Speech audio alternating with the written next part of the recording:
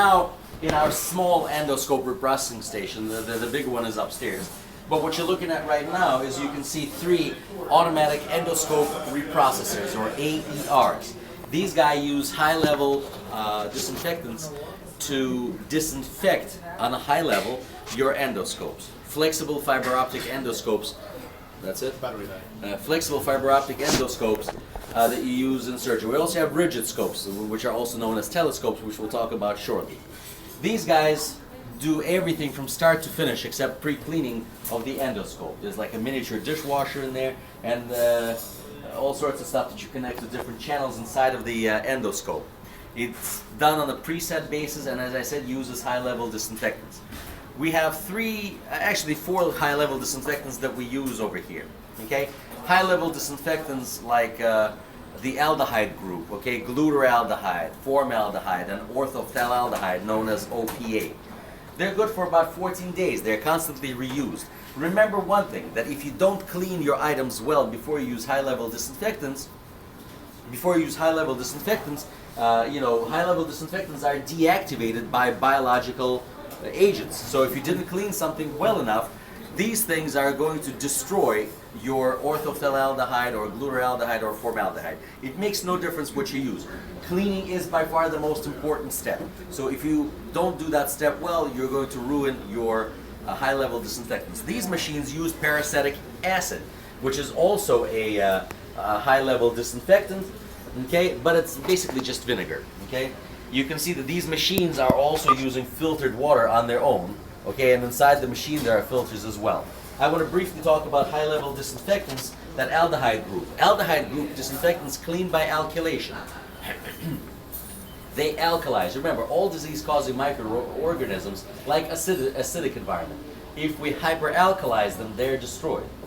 Also, oxygen will do the same thing. Oxygen will kill by alkylation or oxidation. And if we talk about ethylene oxide, when we talked about that before, ethylene oxide kills by alkylation. H2O2 or gas plasma is oxidation, and O3 or ozone is oxidation as well. Okay? The high-level disinfectants are generally, the magic number for which they're good for is 14 days. Glutaraldehyde is good from 14 to 28 days. We check them every day or every shift if they're good with a chemical test strip. But if it's day 14 or day 15, if this guy is still good, we dump it anyway. We don't reuse it. 14 days or 28 days for glutaraldehyde, it's dead meat, out it goes, no matter what the chemical strip says. On the same token, if it's day 7 but the chemical strip says no way, dump it. These machines do it automatically. Okay? So, high-level disinfectants, they're also intermediate-level disinfectants, and they're also low-level disinfectants. Examples of low-level disinfectants are stuff like quaternary ammonium compounds, also known as quats. Quats, by the way, like water, are also known as wetting agents. All right? If you think of Pine Sol or Mr. Clean, that would be a good example of quaternary ammonium compounds. We don't really use them here. Okay? We use high-level disinfectants or detergents in here. We don't normally use low-level or intermediate-level disinfectants. Along the intermediate-level disinfectants, we have the halogen family, and one of the glaring examples in the halogen family would be chlorine. Okay, chlorine is used primarily for water treatments. Okay, and the other example from a halogen family would be buffered iodines, what was that buffered iodine? Iodophores, okay, which is buffered iodine. These are intermediate, low to intermediate level disinfectants, okay?